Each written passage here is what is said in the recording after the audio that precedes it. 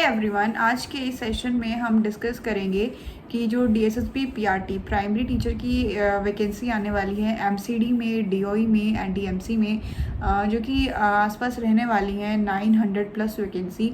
सो इसकी तैयारी कैसे करनी है, एग्ज़ाम पैटर्न क्या रहता है और सेल्फ स्टडी प्रेफर करनी चाहिए या फिर साथ में कोई कोर्स भी लेना चाहिए। सो स्टार्ट करते हैं without wasting any time. First thing ये इसकी पैटर्न क्या रहता है। 2 पेपर होते हैं और दोनों पेपर एक ही दिन होते हैं, 2 घंटे का टाइम होता है और पेपर 1 में 100 क्वेश्चन होते हैं, पेपर 2 में भी 100 क्वेश्चन होते हैं। सो जो आपका पेपर 1 होता है उसको मोस्टली जनरल पेपर के नाम से जाना जाता है, जिसमें English, Hindi, maths, reasoning, GK 5 subject total आते हैं। एंड सेकेंड पेपर जो है आपका साइकोलॉजी का रहता है, जिसमें 100 question psychology, child development, pedagogy से रिलेटेड, टीचिंग मेथड से रिलेटेड पूछे जाते हैं। आपको पैटर्न जो है क्लियर हो गया होगा। अब हम आगे बात करते हैं कि जो आपकी पीआरटी के एग्ज़ाम हैं उसके लिए बेस्ट बुक्स कौन सी होने वाली हैं। हाँ जी, बेस्ट बुक आपने सही सुना। तो in my point of view best book वही बुक होती हैं जिन बुक को आप एक बार ना पढ़ के कम से कम उसे 5 बार ज़रूर पढ़ते हैं, और जब भी आप उसको बार बार पढ़ेंगे, अगेन एंड अगेन आपको पढ़ने पे लगा था कि लास्ट टाइम जब मैंने ये पढ़ा था तो मैंने ये पॉइंट मिस कर दिया था। तो इसी प्रोसेस को बोलते हैं कि एक बुक को बेस्ट बनाने का यही तरीका है कि आप उसको 5 बार पढ़िए, तभी वो आपके लिए बेस्ट जो है घोषित होने वाली है। अदरवाइज जो है वो आपके लिए बेस्ट नहीं होगी।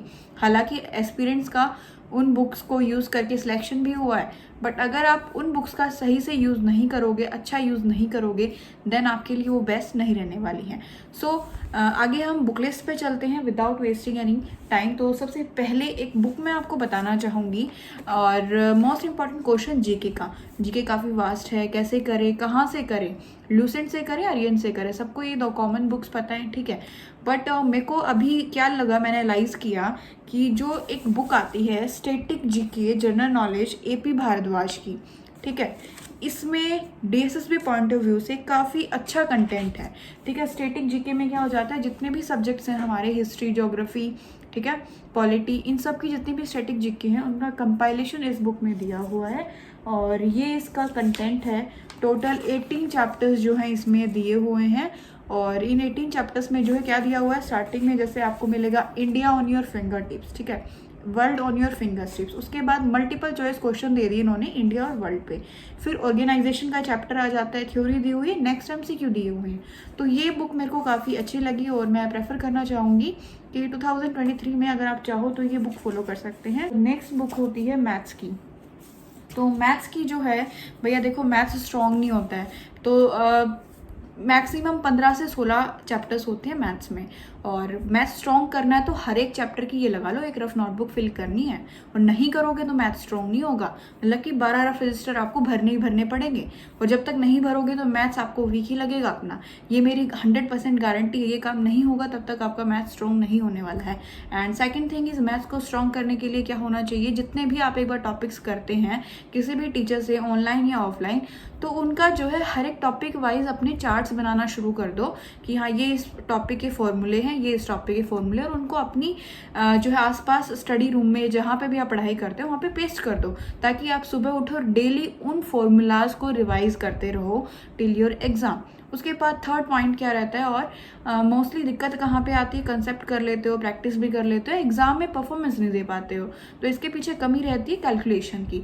Shortage of calculation, lack of calculation, मतलब कि कैलकुलेशन नहीं हो पा रही है। आप कंसेप्ट पता है, स्टेप्स पता है कैसे क्वेश्चन सोल्व करना है, बट आपको ये नहीं पता है कि आप कितने टाइम में उस क्वेश्चन को सोल्व कर रहे हैं। आप क्वेश्चन को सोल्व कर देंगे बट वो टाइम टेकिंग होगा, तो उसके लिए आपको वर्क करना पड़ेगा अपनी कैलकुलेशन स्किल पे। और ये वर्क क्या होता है मोस्टली, जैसे कि आपको क्यूब रूट याद होने चाहिए, उसके बाद स्क्वायर रूट से याद होने चाहिए एटलीस्ट 30 तक, एंड डेली जो है एक दिन आप दे के दीजिए 5 क्वेश्चन एडिशन के, और उनको सोल्व करिए जल्दी जल्दी सुबह उठता ही। एक दिन आप सब्ट्रैक्शन के क्वेश्चन दीजिए, उनको सोल्व कीजिए। नेक्स्ट डे मल्टीप्लिकेशन पे आइए और ट्रेडिशनल मेथड से सोल्व करने की कोशिश करो। कोई ट्रिक्स वगैरह मत ढूंढो इधर उधर से, जो होती है ना ये 999 को 99 से कैसे मल्टीप्लाई करें, ये यूज़ नहीं होती है ये ट्रिक्स, बिल्कुल भी आपको पेपर में अप्लाई नहीं कर पाओगे कहीं भी। ट्रेडिशनल मेथड जो होता है ना उसी पे कमांड बनाओ, उसी पे डेली जो है कैलकुलेशन करके देखो अपनी सुबह उठते ही। तो ये सब करोगे तो आपका मैथ्स जो है पक्का 101%, अगर आप बिल्कुल ज़ीरो हैं तो एवरेज पे पहुंच जाएंगे, और एवरेज पे तो हैं तो अबोव एवरेज पहुंच जाएंगे, और अबोव एवरेज पे हैं तो आपका मैथ जो है बेस्ट हो जाएगा। सो ये चीज़ें करनी है। और मैथ्स के लिए बुक है आपकी proper, that is doctor RS Agarwal की बुक है, एस चांद पब्लिकेशन है, क्वांटिटेटिव एप्टीट्यूड, नया एडिशन पुराना एडिशन सब चल जाएगा, कोई दिक्कत की बात नहीं है।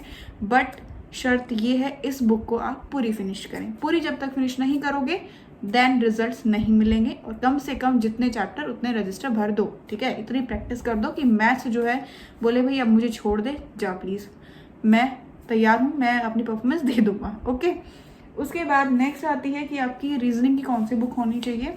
रीजनिंग की बुक जो है ये है, ये भी सेम बुक है, doctor RS Agarwal, S Chand publication की बेस्ट बुक है। जितनी प्रैक्टिस करना चाहो उतनी कर सकते हो। हालांकि अभी आपकी ऑफलाइन प्रैक्टिस करने की ज़्यादा नीड नहीं है, एक बार कंसेप्ट क्लियर करो बुक में से, और जितनी हो सके फिर मॉक जो मिनी मॉक टेस्ट होते हैं ना चैप्टर वाइज की, आज नंबर सीरीज, कल अल्फा न्यूमेरिक, ठीक है, क्लासिफिकेशन, तो ऐसे अपना ऑनलाइन मॉक टेस्ट जो मिनी मॉक टेस्ट होते हैं वो लगा के देखो, 15-15 क्वेश्चन के, 20-20 क्वेश्चन के, वहीं से जो है आपकी प्रैक्टिस हो पाएगी। उसके बाद नेक्स्ट हम चलते हैं कि इंग्लिश के लिए आपके पास कौन सी बुक होनी चाहिए। तो इंग्लिश की एक मात्र बुक है नीतू सिंह, ठीक है, एक बार इसको फिनिश कर दो, और फिनिश करने के बाद जो है फिर जो अपनी क्वेश्चन प्रैक्टिस लगाना शुरू कर दो। DSSB के जो PYQ होते हैं, और PYQ के लिए मोस्ट इंपॉर्टेंट क्वेश्चन आता रहता है मैम कहाँ से करें, कौन सी बुक से करें, तो किरण पब्लिकेशन की बुक आती है काफ़ी अच्छी खासी, उनमें कंपाइलेशन दिया होता है, वो आप कर सकते हैं। बाकी आपके जो है जो PYQ एज इट इज़ जो है कई टेलीग्राम चैनल्स पे भी मिल जाते हैं, और एक टेलीग्राम चैनल का जो लिंक है वो मैं आपको इस वीडियो के कमेंट सेक्शन में आपको प्रोवाइड कर दूंगी, ठीक है। आई होप आपको यहाँ तक क्लियर हो गया होगा। और उसके बाद लास्ट एंड फाइनल बुक है हिंदी की। हिंदी की लुसेंट की बुक आती है, और ये बुक दोनों जो है आप फॉलो कर सकते हो। ये तो है थ्योरी के लिए, और वास्तुनिष्ठ आदित्य पब्लिकेशन इलाहाबाद, ये दोनों बुक आप फॉलो कर सकते हो, दोनों बेस्ट बुक्स हैं। और इसके बाद पार्ट 2 आता है, और पार्ट 1 की हम बुक्स देख चुके हैं, ठीक है। सारी बुक्स जो हैं फॉलो करनी है आपको। और अगर आपको डिटेल सिलेबस देखना है तो ऑलरेडी चैनल पे वीडियोस अपलोड हो चुकी हैं, इंग्लिश की, हिंदी की, रीजनिंग की, मैथ्स और जीके की हम जल्द ही लेके आ रहे हैं कि जनरल पेपर के लिए कैसे आपको कौन कौन से चैप्टर करने हैं, और सोर्सेज भी बताए जाएंगे कहाँ से क्या करना है। हालांकि आपको बुक लिस्ट जो है क्लियर हो चुकी होगी। इसके बाद हम नेक्स्ट पार्ट पे चल रहे हैं, 100 मार्क्स की साइकोलॉजी कैसे करोगे, CDP कैसे करोगे, ठीक है।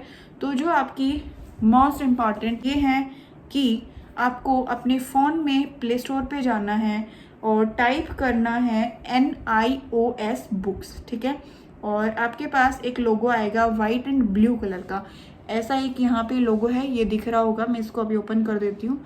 जैसे आप ओपन करोगे ये ऐसे ओपन हो जाएगा, और यहाँ पे आपको ऊपर की तरफ मिलेगा, यहाँ पे diploma in elementary education, green colour में क्लिक कर दो। और फिर इसके बाद DLED study material Hindi and English, और ये करने के बाद आपके पास जो है 10 ब्लॉक आ जाएंगे, और ये 10 ब्लॉक इंग्लिश और हिंदी दोनों मीडियम में प्रोवाइड किए गए हैं। जब तक आप इसको रीड नहीं करोगे, खुद से रीड नहीं करोगे, आप ये सोचोगे कोई आपको रीड करके करक्स निकाल के दे दे, तो उसका रिजल्ट जो है 100% नहीं आएगा। आप इनको रीड करोगे तभी आपका रिजल्ट 100% रहने वाला है। और जितने भी वेल नॉन कोचिंग सेंटर्स हैं जो आपको ऑनलाइन कोचिंग या ऑफलाइन कोचिंग प्रोवाइड कर रहे हैं, वो खुद यहाँ से पढ़ते हैं और एक बार पढ़ के आपको करक्स निकाल के दे देते हैं। लेकिन मेरी मानिए, आप अगर इसको सेम चीज़ को आप खुद से 2 बार 3 बार पढ़ लोगे तो आपको उस चीज़ की ज़रूरत नहीं पड़ेगी। और अभी आपको पता है उसका अभाव आपके सामने नहीं है, कमी नहीं है, अभी टाइम ही टाइम है, तो शुरू करोगे तो ख़त्म भी हो जाएगा।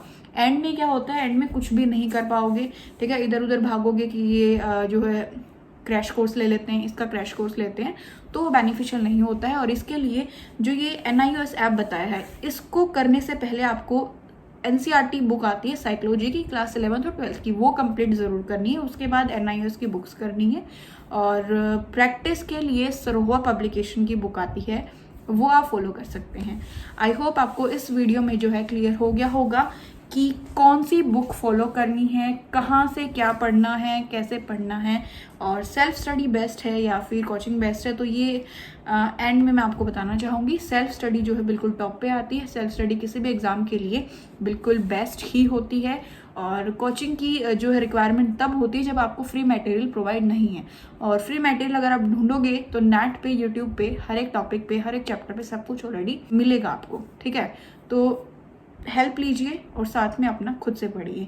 ये मत सोचेगा कि आप किसी का कोचिंग सेंटर का कोर्स ले लेंगे और उस कोर्स को पढ़ने के बाद जो है आपका सिलेक्शन हो जाएगा। This is totally wrong concept. ये एक मिथ है, ऐसा बिल्कुल नहीं है कि आप उनका कोर्स लीजिए और आपका सिलेक्शन 100% है। बिकॉज कोचिंग वाले आपको उतना ही पढ़ाते हैं जितना आपकी अंडरस्टैंडिंग एक बार जो है आप उसको समझ पाएँ।